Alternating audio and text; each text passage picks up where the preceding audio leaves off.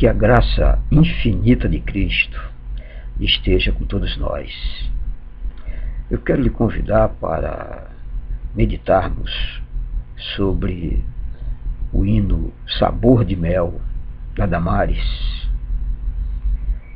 Esta melodia é belíssima, a voz, os arranjos enchem o coração de alegria. Mas eu gostaria de me ater especificamente à letra,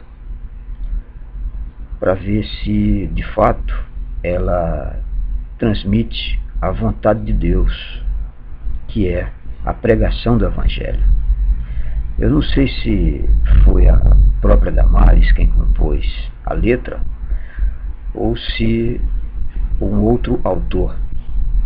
O fato é que é necessário que a letra transmita a vontade de Deus, que é a propagação da mensagem da cruz.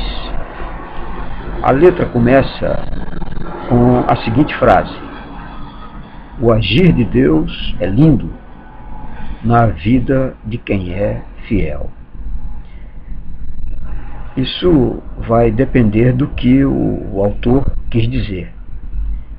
Se ele quis dizer que é lindo em função da renúncia do pregador e que esta renúncia vai levá-lo à pregação do Evangelho e que a resultante desta pregação seja a conversão de pessoas a Cristo, então de fato é lindo.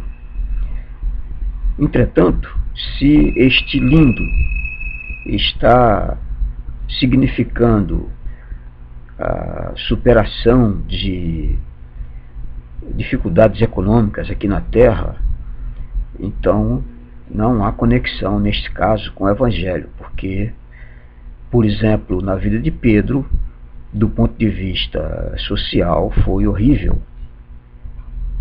Ele foi crucificado de cabeça para baixo, como afirma o bispo de Roma, Clemente, que no final do primeiro século escreveu uma carta à igreja de Corinto, informando que Pedro, ao ser condenado à crucificação, teria feito o último pedido, que foi ser crucificado de cabeça para baixo. Portanto, neste sentido, não foi nada lindo. Entretanto, do ponto de vista do Evangelho e da renúncia de Pedro, nesse aspecto foi realmente maravilhoso. Deus vai te levantar das cinzas. Novamente, se for o levantar das cinzas do ponto de vista da pobreza, não há essa garantia no Evangelho. Se for levantar das cinzas da sepultura, aí de fato é o Evangelho. Se não for isso, se for questões sociais, aí essa frase não passa do mito da fênix, que diz que a fênix renasce das cinzas. Isso é um mito que surgiu quando os flamencos migram para a região ali de Uganda e elas pousam na boca de um vulcão, e ali das cinzas surgem milhares de flamingos, mas é porque os nativos não veem a sua chegada. Eles chegam de súbito e os nativos confundem a chegada deles com o surgimento dele das cinzas, daí surgir este mito. Se for no sentido social, então aqui não se está falando do Evangelho, e sim de um mito de nativos da África. A mão de Deus vai te exaltar. Se for no céu, amém. Quanto aqui à caminhada nesta lida, todos nós sabemos que no Evangelho está escrito que é muito difícil a caminhada cristã nesta terra. Então, vai depender da relatividade da interpretação nesse texto. vale a pena ser fiel, verdade?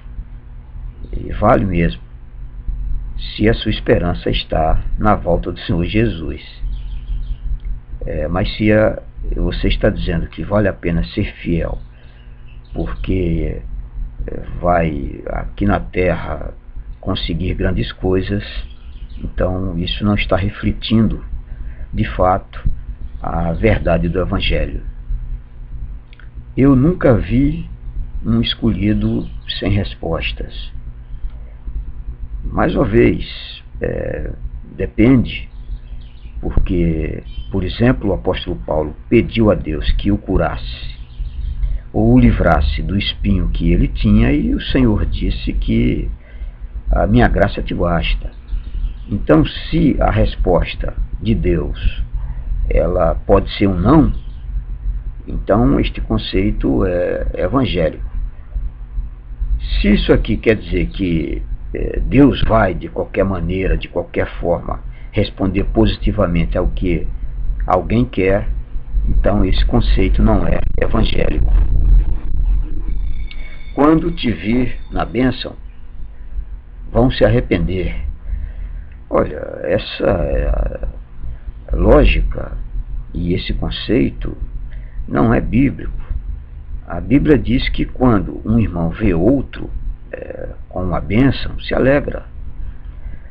Senão você vai criar aqui uma espécie de rivalidade, e isso não tem nada a ver com o Evangelho.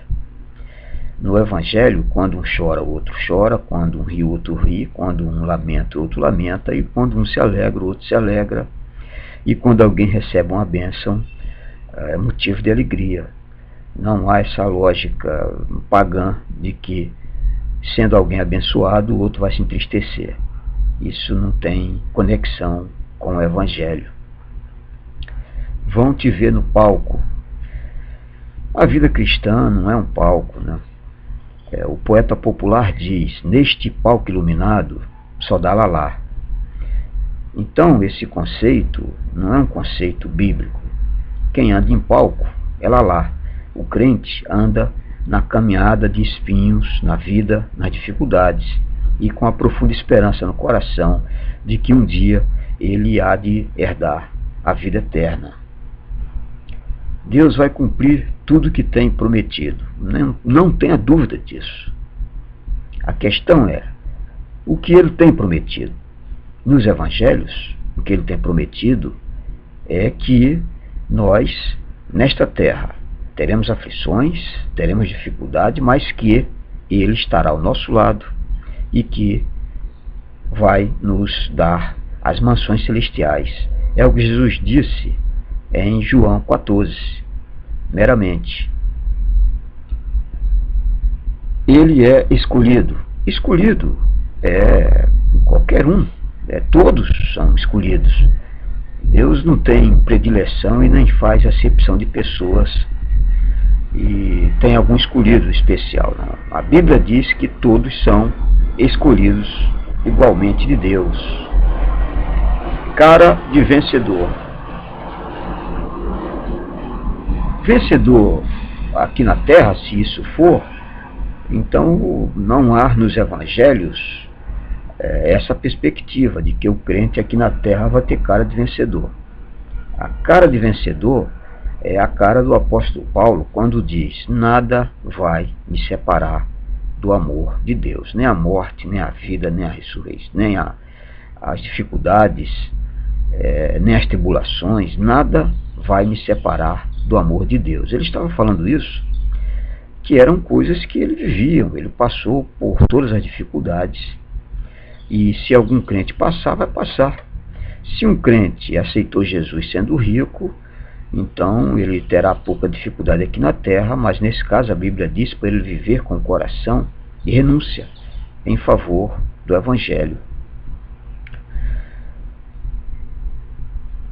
Uma outra questão nesta letra é que tem mel, né? Tem muito mel, tem bastante mel. Nesse caso, seria necessário tirar um pouco de mel e botar Evangelho, porque assim, desta forma, estaria sendo mais útil a pregação do Evangelho.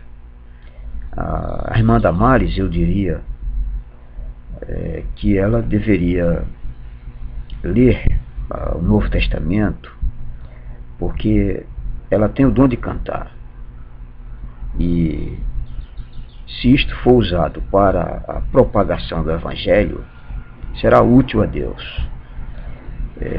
Se for para cantar conceitos, mitos e aprendizes